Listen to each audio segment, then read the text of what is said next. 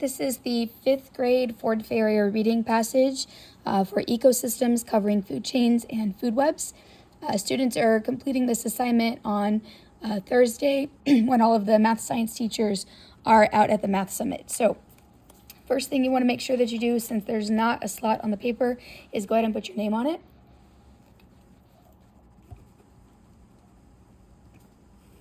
And these should be worth about 4 points each because there are 24 questions. All but 4 of them are actually in the passage. Okay, so first thing that I like to do is go ahead and go through that vocabulary, right? You know the vocabulary page. Mine is not stapled and mine is not front to back. Okay, but the second to the last page looks like this. Has all of the vocabulary on it. These are all of the underlined words in the passage. So you could honestly start with just this page, right? Anything that's underlined in the passage, like right here, food chain is the path of energy from the sun to a producer, to an animal, to another animal. There's food chain right there. And so then you're going to find the thing that matches exactly what you just highlighted and put that letter. Okay, so we have food chain in paragraph 1. In paragraph 2, we have producers, are organisms that make their own food. Paragraph 3, we have consumers, are animals that eat other organisms. Okay, moving down to paragraph 4, we have herbivores, are animals that eat only plants. Paragraph 5, we have carnivores, are animals that eat only other animals. Paragraph 6, our word is decomposers. Okay, it does say are a different type of consumer, but that doesn't tell me what it is. Right here is where it tells me what it is. They are organisms that feed on dead plants and animals, as well as animal wastes. In paragraph 7, it talks about predators being animals that hunt other animals for food. We also have the word prey, animals that are hunted by predators. In paragraph 8, we have omnivores, are animals that eat both plants and animals. In paragraph 9, we have a food web is a group of overlapping food chains. And there are no other underlined words in this passage. So those 9 things right there that we just highlighted, that is the answers. Sorry, there's 10 because that paragraph 7 had 2 of them. Okay, so those 10 things that we just underlined, there's your first 10 answers right there.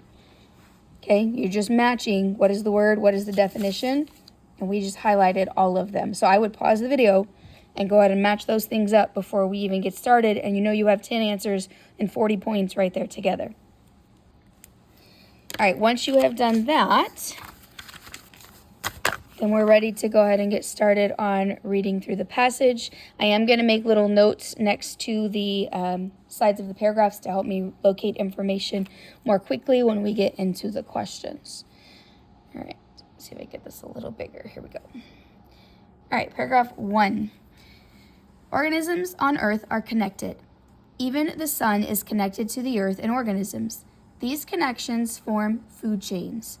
A food chain is the path of energy from the sun to a producer, to an animal, to another animal. The organisms in a food chain rely on each other for food. The organisms are like links in a chain. Energy flows from one link to the next. Arrows in a food chain diagram point in the direction that energy flows. That's an important concept right there. Kids often get that backwards. Arrows follow the energy. So this paragraph 1, was about food chains. Okay, that would help me if I have a question about that. And they have an example of a food chain right here from a pond. The sun is the energy source, which gives food to the producer because producers use sunlight to make their food. A primary consumer eats the producer, a secondary consumer eats the primary, and your decomposer takes care of things at the end when they die and recycles the nutrients back. All right, moving on, paragraph 2. There are many important parts in a food chain. Starting at the top is the sun. The sun provides energy for producers, which are plants and algae and some bacteria. Producers are organisms that make their own food. Producers capture energy from the sun in order to make their own food. A producer always makes up the first link in a food chain. So that one is about producers. Okay, they make their own food through photosynthesis. We learned that in 4th grade. All right, paragraph 3. The opposite of a producer would be a consumer. A consumer makes up the rest of the links in a food chain. Consumers are animals that eat other organisms. When a consumer eats a producer, it gets the energy that the producer received from the sun. The first consumer in a food chain is called a primary consumer. All right, so this is all about consumers. And you can see that they labeled their food chain as the energy source, producer, consumer, consumer, decomposer. Okay, if it eats anything at all, it is a type of consumer. All right, paragraph 4. There are different types of consumers. Herbivores are animals that eat only plants. Examples of herbivores are rabbits, deer, and cows. In the pond food chain shown, the dragonfly is an herbivore. The dragonfly is also a primary consumer. The producer, cattails, gets energy from the sun. The dragonfly eats cattails to get energy. All right, so this one's about herbivores.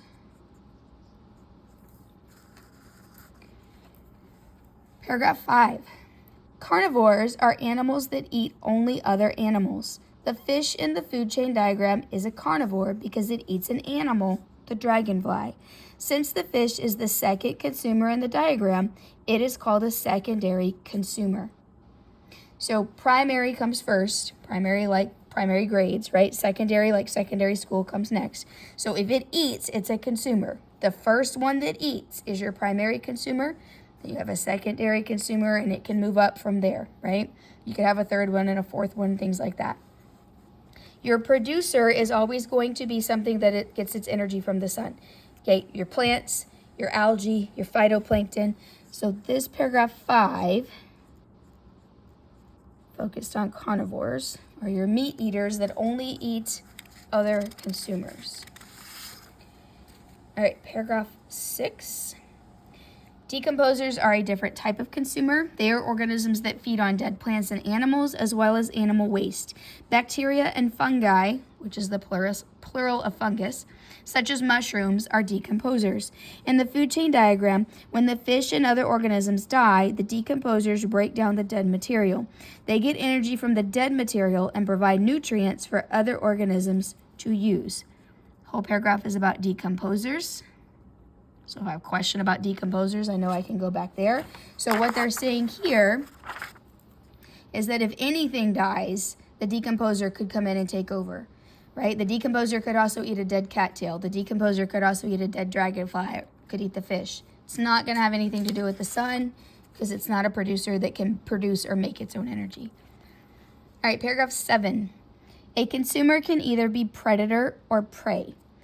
Predators are animals that hunt other animals for food. The fish in the diagram is a predator. It hunts the dragonfly for food. Animals that are hunted by predators are called prey. The dragonfly is prey of the fish. Some bears hunt fish for food. The bear is the predator of the fish, and the fish is the prey of the bear. Whole paragraph about predator-prey.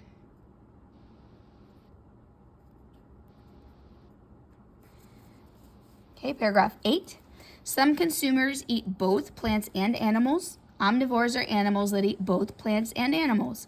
Pigs, skunks, and raccoons are omnivores. Many bears are also omnivores. A grizzly bear will eat both fish and berries. Omnivores. Paragraph 9. Omnivores are best shown in a food web diagram. A food web is a group of overlapping food chains. A food web is more complex than a food chain. A food web shows how an organism can get energy from more than one source. The food web below shows that the deer mouse is an omnivore. It eats both a plant and a caterpillar.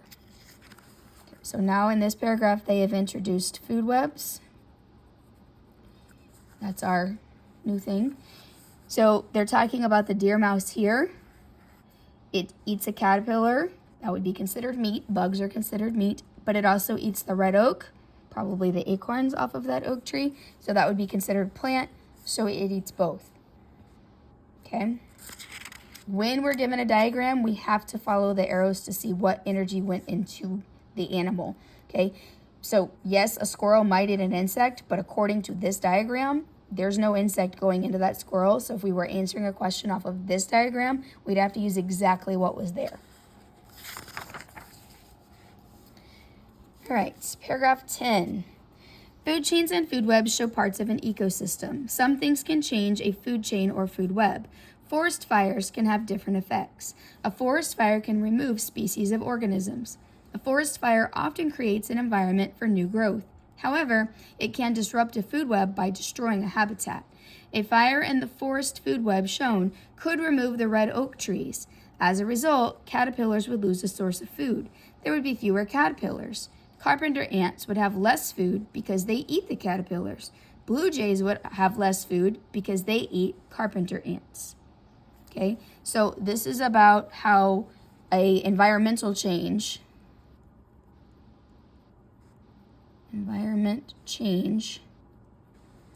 can affect the whole entire food web, right? What they were saying here was that if the trees burnt down, okay, the animals happened to escape or happened to go underground or whatever, and tried to come back to live in that ecosystem, if there's no trees, then the grassy caterpillar is not going to have any food. So some of the caterpillars are going to die off because there's not enough food to eat.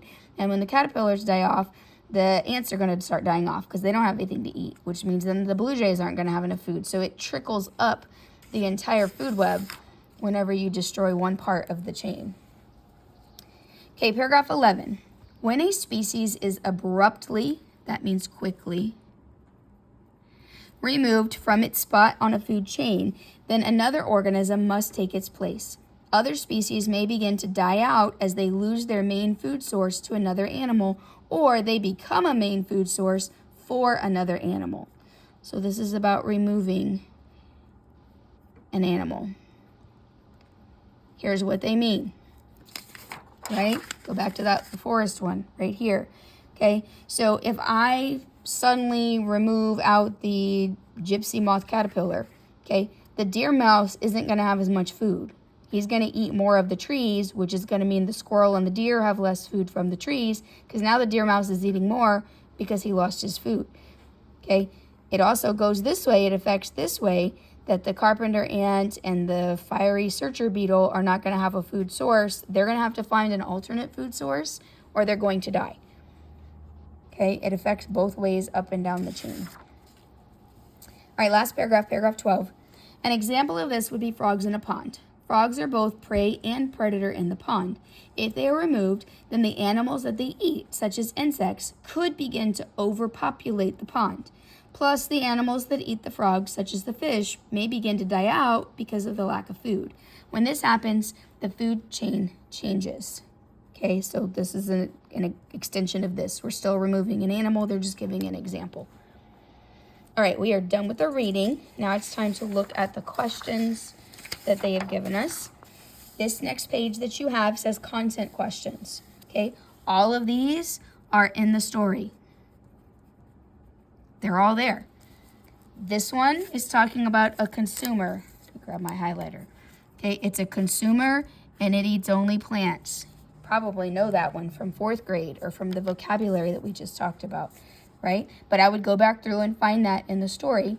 Your options are A, an herbivore, B, an omnivore, C, a carnivore, or D, a decomposer. It eats only plants. Number 2, they have given us a little mini food chain here. Which answer lists an organism that is a predator in the food chain?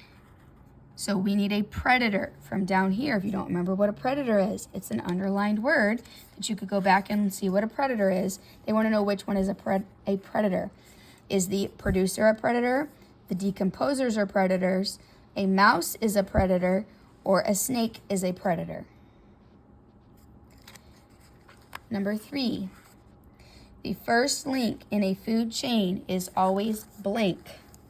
We're looking for the first link. I would go back where it talks about food chains in the passage, which is in paragraph 1, because that's where it gave me information about food chains, so that's where I would find the answer. Okay, number 4. Again, if you need to pause the video to go back to look for an answer, please do that.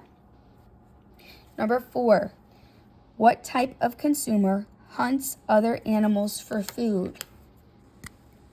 So hunting another animal is our key word there. A decomposer, an herbivore, a prey, or a predator. Again, this is why we start with the vocabulary. All of these are vocab words. So if you did the vocab page first, you know what all of these words mean, and you're just looking for the one that's defined, that it hunts other animals. Okay, number 5, they've given us another copy of a different food web. According to the diagram, the question is, which predator does not get energy from the salmon? Does not get energy from the salmon. Okay, here is the salmon. Here are the things. I'm following the salmon's path, right? You're looking for the one that does not get energy from the salmon. It's either the wolf, the lynx, the bear, or the cougar. Okay, number 6. Number 6 says, which is not, there's that word again, not a type of decomposer. So not a decomposer. I would go to my paragraph that was about decomposers, which was paragraph 6, and find which one did they not talk about. Okay, bacteria, insect, mushroom, or fungi. Fungi is the plural of fungus, which is not a decomposer. Okay, all 6 of those, pretty easy to find. We'll move on to this page. Again, these are going to be in the story, right? These are fill in the blank. That means that sentence is somewhere in the story, and we have to find that sentence, okay? Blank are animals that eat only other animals, okay? I would be hunting around paragraph 5 if I was looking for that sentence. Okay, number 2, herbivores are animals that eat only. We know what paragraph was about herbivores. It's right here. Paragraph 4 is where you're going to go back and look for that one. Okay, number 3, blank eat both plants and animals. I would be hunting about paragraph 8 for that answer, if you don't already know it. Please pause the video if you need to go back and look for something. Number 4, an organism that makes its own food is called a blank. I would be looking in paragraph 2 to locate that answer. Number 5, organisms in a food chain are like blank in a chain. So they're asking me about a food chain. The food chain paragraph was paragraph 1. That's where I would go back to find that answer. A food web is a group of blank food chains. Well, our food web note, our food web paragraph was paragraph 9. So I would go back to paragraph 9 to find that missing word. Okay, number 7, a blank is always the first link in a food chain. So again, now they're asking me about a food chain. Food chain was paragraph 1, like we set up there. So I would go back to paragraph 1 to find that. Okay, lastly, we have the first consumer in a food chain is called a blank consumer. This is about consumers. Your consumer paragraph, oops, sorry, that slipped down a little. Your consumer paragraph was paragraph 3. So I would go to paragraph 3. I was able to locate these sentences quickly because I knew each paragraph what it was about, right? Like here where it's asking me about a food chain, my food chain paragraph was paragraph 1. That makes that easy. That's why I make the notes, to make it faster to go back. Okay, you're just filling in the missing word from each sentence. Okay, next up is that page, which we actually covered first. But again, these are all in the story. They're the highlighted words if you have not already done that. And you're matching the definition. Please do not draw lines. It is very difficult to figure out which line is which. That's why there's letters over here and a blank, right? So if this says omnivore, then I'm going to go back into my passage where it talks about an omnivore. right here where it says omnivores are animals that eat both plants and animals. So then I would come over here and I would find an omnivore is an animal that eats both plants and animals. There you go. There's a free answer right there. Number 1 is E. I'm going to get rid of E. It matches what we highlighted. Okay? Last page. The last page is titled Final Test. The final test is not in the passage. For the final test, these last 4 questions, you have to use the food web that's right here. Use the information in this food web to answer these 4 questions. Okay, I'm still going to read it because it's still oral admin.